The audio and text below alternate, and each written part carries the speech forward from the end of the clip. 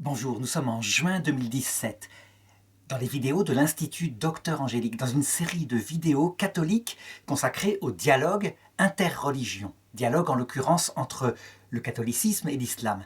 Et à la demande de Gabriel Lacroix, il y a une vidéo qu'il faut absolument faire, parce qu'elle montre, une fois de plus, je dirais, l'objection principale qu'il y a, non seulement à l'islam, mais à la plupart des religions, sauf quelques exceptions.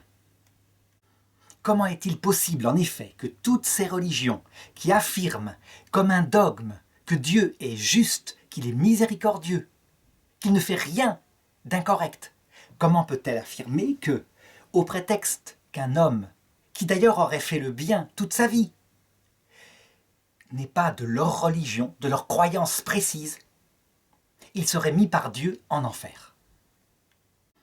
Je voudrais montrer dans cette vidéo comment ce n'est absolument pas nécessaire et qu'on peut être tout à fait fidèle à son dogme dans les différentes confessions, que ce soit le chiisme, le sunnisme, mais aussi, pourquoi pas, le protestantisme évangélique, tout en n'affirmant pas cela, parce que ce n'est pas nécessaire. Alors pour illustrer cette vidéo, je voudrais partir d'une vidéo musulmane faite par un musulman très intelligent, que me signale Gabriel. La première chose qu'il affirme, puisqu'on lui pose la même question, c'est que Dieu est juste. Et voilà un extrait.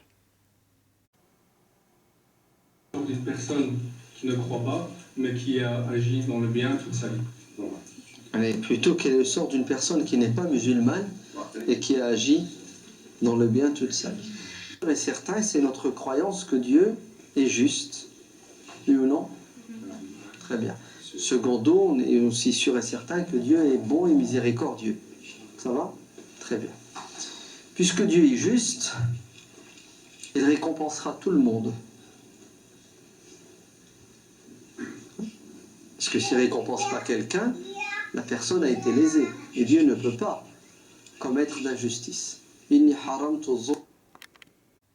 Deuxième chose, il rappelle ce qui est le dogme de l'islam, qui est évidemment un dogme différent dans le judaïsme et le christianisme, à savoir que, pour l'islam, Dieu a toujours révélé le même message. Que ce soit à Adam, que ce soit à Moïse, à Jésus, avec le dernier des prophètes, Mohammed, et il n'en viendra pas d'autre. Ce message est toujours le même, c'est la soumission à Dieu, à sa volonté. Et donc, ce qui fait qu'un homme est dans la volonté de Dieu, c'est quand il croit en Dieu pleinement, à la manière dont Dieu veut qu'il croie, à savoir à travers le dernier des prophètes, le sceau des prophètes, Mohammed. En fait, Mohammed dit que je suis le dernier. Il n'y aura plus de prophète après moi. Donc, l'humanité tout entière est invitée à reconnaître Dieu à travers le prophète. Vous entendez? À reconnaître Dieu à travers le prophète. Parce que Dieu, de toi-même, tu ne peux pas le découvrir. C'est impossible, puisqu'il dépasse l'entendement. Donc tu dois croire en Dieu comme Dieu le veut. Et comment est-ce que Dieu veut que tu crois en lui? Il t'envoie un livre, ok, où il se dévoile au grand jour. Alors évidemment, je voudrais tout de même rappeler ici que pour les chrétiens et les juifs, ce n'est pas tout à fait la même foi. Pour les chrétiens et les juifs, Dieu ne change pas, mais il se révèle peu à peu, à travers un devenir. Et donc, le message de Moïse est un message adressé à un peuple, à savoir à l'humanité, lorsqu'elle était encore primitive. C'est donc un message où tout passe par la chair, c'est la conquête d'une terre matérielle.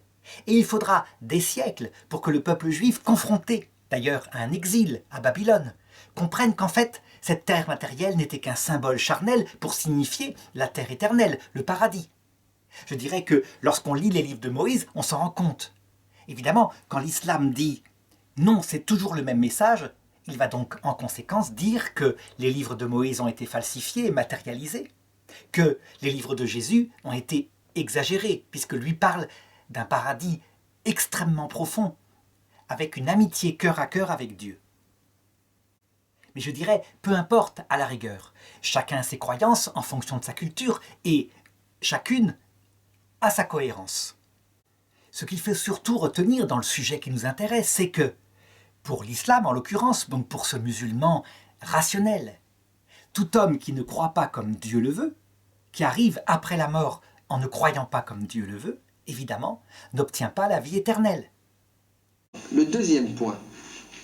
Sur Terre, vous avez deux types de personnes. Vous avez les croyants musulmans et des croyants non musulmans. D'accord? Les croyants musulmans, on dit al-muslimoun. Ouais.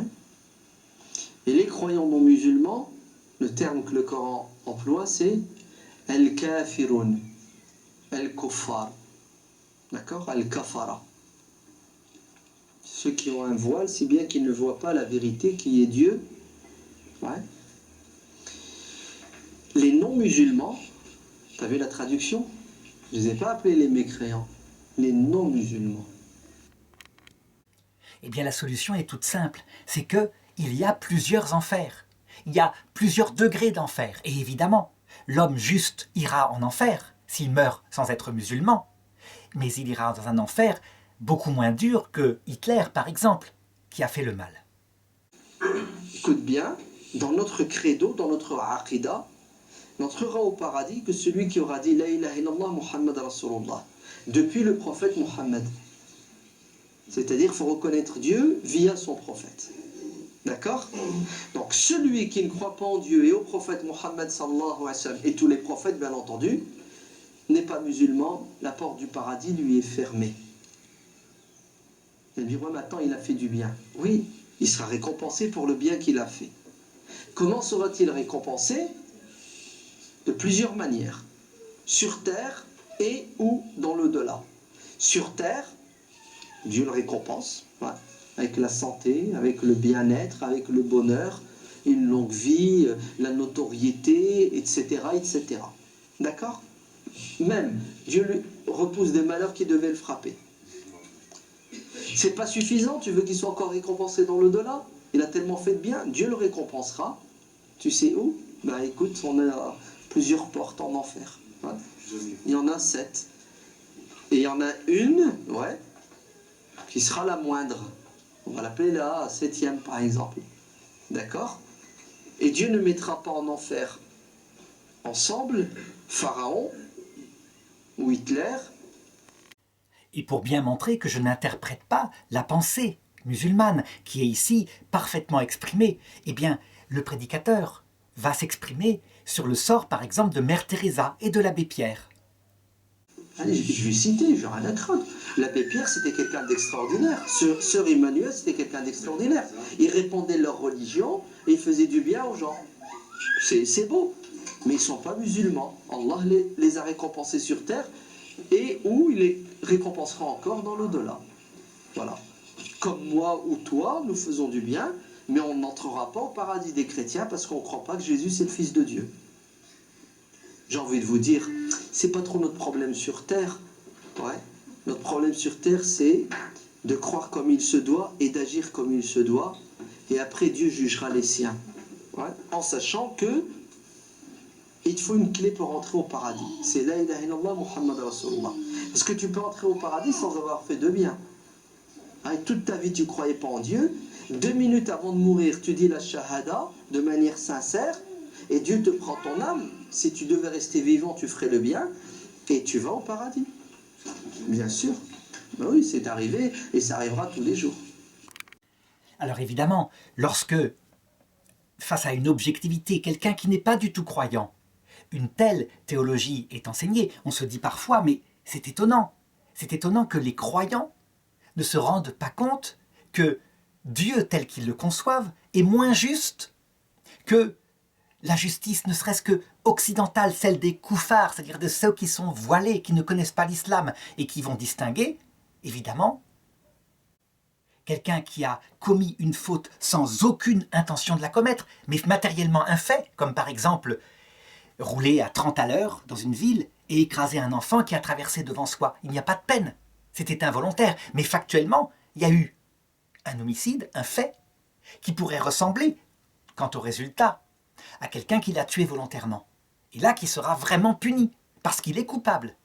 Donc, ce Dieu ne saurait pas distinguer quelqu'un qui est croyant sincèrement, tout simplement parce qu'il est convaincu dans sa conscience que sa foi est la vraie, même s'il se trompe et qu'il le constate de l'autre côté, il serait condamné à être séparé éternellement.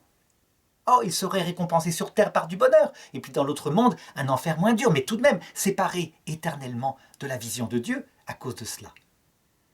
Alors pour justifier un tel enseignement, évidemment, le prédicateur musulman va dire « mais ce n'est pas seulement notre foi, c'est cohérent. Toutes les religions pensent pareil. » Et voilà ce qu'il dit à propos des chrétiens. D'ailleurs, ce que je dis, c'est exactement ce que disent les chrétiens. Les chrétiens disent, si vous voulez gagner le paradis, il faut croire en Jésus comme étant le Fils de Dieu qui est venu sauver l'humanité. D'ailleurs, je t'annonce une mauvaise nouvelle, tu vas en enfer. Tu n'iras pas au paradis. Pour qui? Pour le chrétien. Je t'annonce une autre mauvaise nouvelle, tu vas aller en enfer pour le juif. Parce que tu crois en Mohammed et en Jésus, qui sont pour eux des faux prophètes. On est d'accord? Donc chacun prétend détenir la vérité, et si tu ne le suis pas dans sa vérité, tu es égaré. Ok? Croyons que les juifs et les chrétiens détiennent une partie de la vérité, parce qu'ils ont eu des prophètes, donc il leur reste quelques bribes de la révélation. Mais ils sont égarés, parce qu'ils ne veulent pas reconnaître les ou le prophète. Les juifs ne veulent pas reconnaître Isa et Mohammed, et les chrétiens ne veulent pas reconnaître Mohammed, alayhim assalam. Alors, à ce point, en étant arrivé ici, là je vais me poser maintenant dans mon travail à moi, qui suis théologien catholique, de la religion catholique, qui est commun d'ailleurs avec la théologie orthodoxe, pour dire que, en fait, ce que ce prédicateur prend pour la foi des chrétiens, c'est la foi des protestants. Mais à sa décharge, on peut effectivement admettre qu'il y a plusieurs confessions protestantes, il y en a des centaines, et qu'il n'est pas censé connaître ces nuances théologiques qui pourtant sont essentielles. En effet, qu'est-ce qui caractérise, on peut dire globalement, toutes les églises protestantes, qui sont un schisme apparu au XVIe siècle, donc il y a 5 siècles, et qui, évidemment, s'est séparé du catholicisme? Eh bien, c'est l'idée suivante, qui est très proche, finalement, de celle de l'islam, que peu importe la vie qu'on a commise, ce qui compte pour être sauvé, c'est de croire en Dieu et de lui faire confiance, et de croire en Dieu, évidemment, comme ce sont des chrétiens, par Jésus-Christ. Martin Luther, qui est le réformateur, et ses successeurs, comme Jean Calvin, se sont rassurés par là, en se disant « on est sûr d'être sauvé maintenant ». Avant, avec la théologie catholique, on n'était jamais sûr, parce qu'on ne peut pas savoir si on aime Dieu, si on l'aime comme Dieu veut qu'on l'aime. Tandis qu'avec la théologie protestante, à partir du moment où on est croyant, où on remet son salut à Jésus-Christ, en confiance, quels que soient ses péchés, et on n'arrive pas à ne pas pécher. Là, en cela, il était réaliste, on a tous des péchés. Eh bien, on est sûr d'être sauvé. Mais la conséquence de cela, c'est que celui qui n'était pas croyant, eh bien, le théologien protestant, effectivement, était sûr qu'il irait en enfer. Et voilà pourquoi c'est répandu, je dirais d'ailleurs en premier lieu dans les terres musulmanes, où principalement, actuellement, ce sont des évangélistes, des évangéliques, c'est-à-dire des protestants qui annoncent l'évangile. C'est répandu cette même théologie, qui est celle que partage l'islam.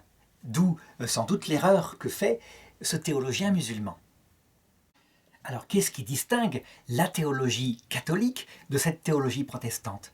Eh bien, c'est assez simple. C'est qu'elle est d'abord catholique. Catholique, ça veut dire universelle.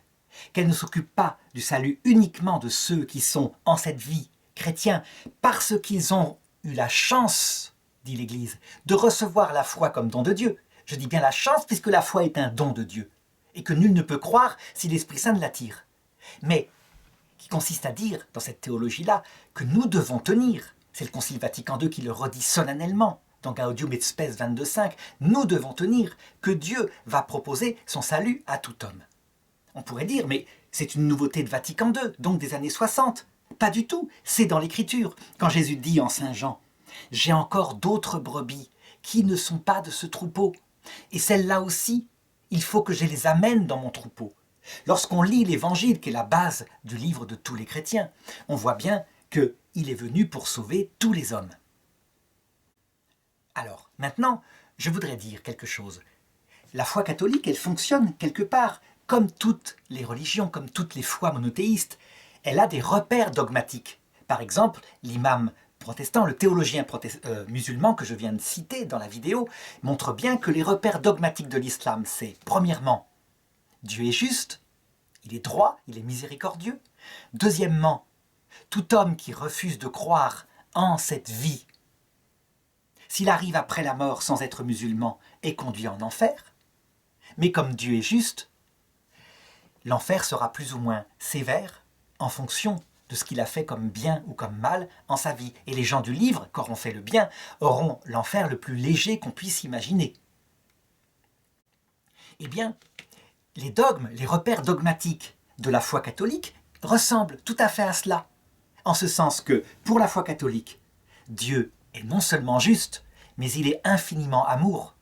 Il est infiniment bon au point d'être venu sur terre. Et pour nous montrer à quel point il est amour, de mourir sur la croix pour des gens qui d'ailleurs ricanaient de lui, en disant « descends de ta croix ».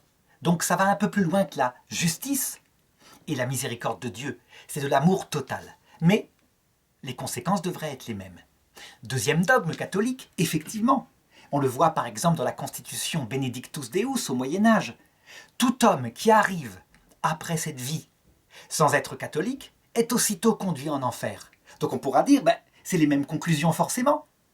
Mais non, justement, ce ne sont pas les mêmes conclusions. Depuis toujours, dans l'Église catholique, cette prière adressée à la Vierge Marie révèle ce qu'il se passe. Elle dit ceci, c'est le « Je vous salue Marie ». Donc elle reprend d'abord des paroles de l'Évangile, puis la deuxième partie, c'est sur celle-là que je voudrais insister. Sainte Marie, mère de Dieu, donc mère de Dieu quand il est né dans sa vie terrestre, évidemment, elle n'est pas une déesse. Sainte Marie, mère de Dieu, priez pour nous pauvres pécheurs. Donc là, on voit toute la miséricorde de Dieu. Et les musulmans diront, mais ils associent la Vierge Marie à Dieu, ce sont des associateurs. Non, c'est Dieu qui associe la Vierge Marie, ses amis, pour nous aider à aller vers le salut. C'est pas nous qui associons la Vierge Marie, c'est Dieu qui dit par Jésus-Christ, puisque Dieu s'est fait homme, tout ce que vous demanderez en mon nom, je le ferai. Donc Dieu reste Dieu, mais ses amis, les saints et les anges, évidemment, sont là concrètement pour nous aider à aller vers le salut. Donc priez pour nous, pauvres pécheurs. Maintenant, donc ça correspondrait à la récompense en cette terre, on reçoit la grâce, et à l'heure de notre mort. Et à l'heure de notre mort. Voilà la clé que tous les croyants catholiques ont toujours eu dans le cœur, même si, je dirais, là-dessus, l'Église catholique fera un jour son concile suivant qui parlera de comment ça se passe à l'heure de la mort. En effet, lorsqu'un homme arrive sans être catholique après la mort, ça ne veut pas dire qu'il y aurait la vie, il y aurait le dernier battement de son cœur, et tout d'un coup, quelle que soit la cause, enfer éternel s'il n'est pas catholique. Pas du tout. Parce que la mort, dans l'Écriture, sans arrêt, elle est décrite non pas comme un instant où il ne se passe rien. Donc il faut admettre que certains théologiens ont affirmé que la mort était un instant où il ne se passait rien. Et donc, du coup, ils ne comprenaient pas comment Dieu pourrait proposer son salut à tout homme. Mais la mort dans l'Écriture, partout, elle est représentée comme un passage. On a même un texte qui la décrit dans l'Ancien Testament du peuple juif. L'Égypte antique, où est le peuple juif avec Moïse, c'est le symbole de cette vie. On y est bien tout en étant esclave de ses pulsions, esclave des autres, etc.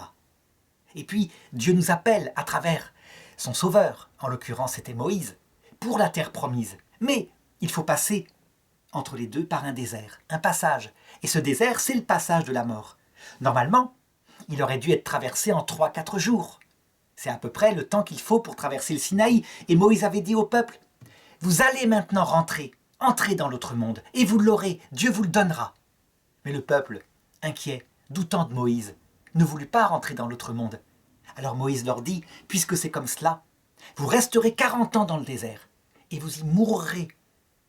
Et ce sera vos enfants qui entreront dans la terre promise. » Évidemment, la terre promise, qui était le pays de Canaan, à l'époque de Moïse, comme je l'ai dit tout à l'heure, texte charnel, un peuple charnel, symbolisait le paradis éternel. Et le désert, c'était quoi? Le passage de la mort. Le passage de la mort où Dieu était apparu au peuple hébreu, de manière grandiose, sous forme d'une colonne de lumière, qui brillait la nuit. et qui leur indiquait le chemin, tandis que le jour, c'était une colonne de fumée, et ils la suivaient.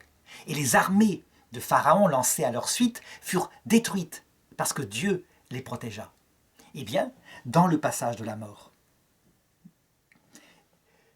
il est certain que tout homme, sans exception, reçoit la possibilité de devenir catholique, tout simplement parce que il y rencontre le Christ, qui ne vient d'ailleurs pas tout seul, mais accompagné des saints et des anges, et qui prêche son évangile, et on voit le cœur du Christ. Les gens qui d'ailleurs approchent la mort, de plus en plus témoignent de cette vision, de cet être de lumière fantastique, accompagné de ses proches décédés. Donc ce n'est pas du tout mythologique.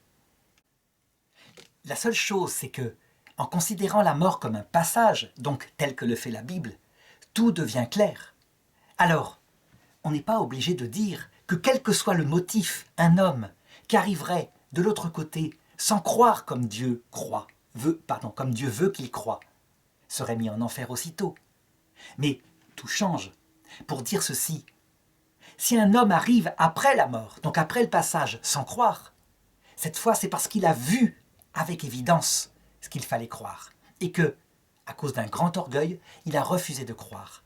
Il y a une nuance énorme entre ne pas croire à quelque chose parce que ce n'est pas évident, et ne pas croire à quelque chose alors que c'est évident.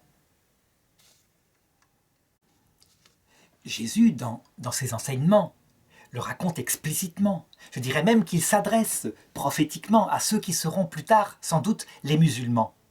Il dit ceci.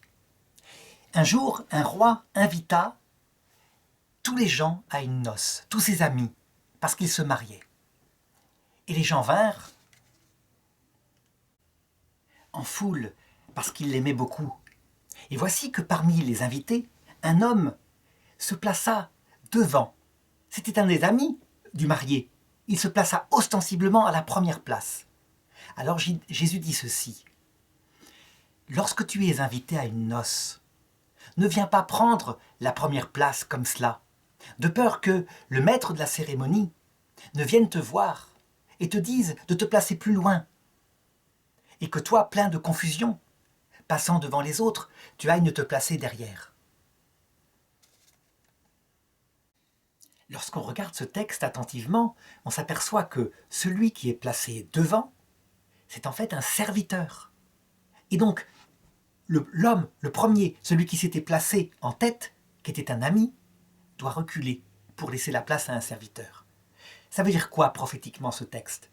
Eh bien que Dieu nous jugera en fonction de ce que nous avons eu comme croyance sur terre, sur le bien et le mal que nous avons fait objectivement. En ce qui concerne la vraie foi, l'apparition du Christ la donnera à tout homme. Par contre, s'il s'avère que quelqu'un qui sur terre, qui a été musulman et qui se considérait simplement comme serviteur de Dieu, refusant d'être ami dans le cœur à cœur que prêchait le Christ, si cet homme-là s'est comporté droitement, eh bien, il entrera au paradis. Évidemment, lorsqu'il verra le Christ, il adhérera à ce que prêche le Christ, à savoir, il entrera dans une amitié. Il ne restera pas serviteur puisque Dieu l'invite à être ami cœur à cœur. Et il entrera dans la vie éternelle. Alors évidemment, on pourrait dire, je donne ici la foi catholique. Est-ce qu'un musulman peut la considérer comme étant vraie? Est-ce qu'un évangélique peut la considérer comme étant vraie? En cette terre, non, pas encore, sinon il deviendrait catholique. Mais par contre, dans les richesses de la foi musulmane, eh bien, ce que je viens de dire là est la solution, et n'est pas du tout une solution exclue par la foi musulmane. Je me rappelle d'un théologien musulman qui s'appelle Fdal Haja, H-A-J-A, qui avait écrit un livre sur la venue du Christ à l'heure de la mort. Et dans son livre, évidemment, comme il était musulman, il disait auprès du lit du mourant, et je dirais dans le passage qui suit, alors qu'aucun signe vital n'est plus là, le Christ apparaît à tout homme, et il prêche l'islam. Il détruit la croix, ça veut dire qu'il dit, le Christ à tout homme, qu'il n'est pas mort sur la croix. Il tue le cochon, ça veut dire qu'il l'invite à suivre les commandements que Dieu a imposés aux hommes. Et il déclare évidemment qu'il n'est pas Dieu. Et alors tout homme, sans exception, pourra devenir musulman. Ça veut donc dire que dans la foi musulmane, l'idée que, à l'heure de la mort, le Christ puisse paraître et prêcher l'islam est la solution qui permettrait à l'islam de sortir de cette contradiction interne que j'indiquais tout à l'heure.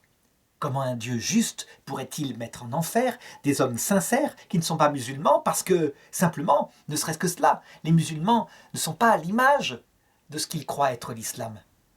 Beaucoup de crimes, etc. De même pour les protestants évangéliques, ils pourraient tout à fait sortir de cette même contradiction et admettre que, puisque le Christ apparaît dans le passage de la mort, eh bien tout homme de bonne volonté, en voyant qui il est, peut croire, et donc peut obtenir le salut. L'objection, évidemment, que feront à la fois les musulmans et aussi, je dirais, les protestants évangéliques, c'est de dire, à ce moment-là, le salut c'est facile, tout le monde va être sauvé. On ne va jamais choisir d'aller dans un four de feu, mais si on voit le Christ qui prêche à l'heure de la mort, tout le monde va devenir croyant, et c'est trop facile. En fait, il y a quelque chose que je voudrais ajouter à la foi catholique, quelque chose d'essentiel. C'est que le paradis, tel que l'enseigne Jésus-Christ pour les catholiques et les orthodoxes, c'est pas le choix entre d'un côté un four de feu qui serait l'enfer, et de l'autre côté un jardin de délices matérielles que serait le paradis. Pas du tout. C'est le choix entre l'amour de Dieu et du prochain, poussé jusqu'au mépris de soi. C'est ce que dit saint Augustin, et ça c'est le paradis. Et d'autre part, en enfer, l'amour de soi, poussé jusqu'au mépris de Dieu et du prochain. C'est tout à fait différent. Ça veut dire qu'en fait, face au Christ, on se rend compte que c'est un choix spirituel qui se fait. Il y a des inconvénients au paradis, à savoir qu'on renonce entièrement à soi-même. Il y a des avantages en enfer que va prêcher Lucifer, à savoir que les orgueilleux, les égoïstes sont libres, ils sont comme des dieux. C'est d'ailleurs ce qu'avait prêché Lucifer à Adam et Ève. Vous serez comme des dieux, vous aurez une vie éternelle, vous choisirez vous-même le bien et le mal. Eh bien l'orgueilleux, quelle que soit sa religion d'origine sur terre, choisit la liberté solitaire de l'enfer. Et l'homme humble, même s'il est un couffard, un incroyant, un athée, une prostituée, lorsqu'il voit Jésus avec tout cet amour et cette humilité dans la vérité, qui lui montre son péché, il se repent et il choisit le paradis. Il renonce à lui-même. Alors, dans ce cas-là, si c'est ça le paradis et l'enfer, on voit que, sans doute, beaucoup se damnent, mais librement, parce que c'est un péché contre l'Esprit Saint, un péché parfaitement maîtrisé, conscient, qui, d'après Jésus, existe seul en enfer. Tandis que les autres, évidemment, peuvent aller au paradis, mais en passant par une purification. Ça veut dire que ça ne se fait pas comme ça.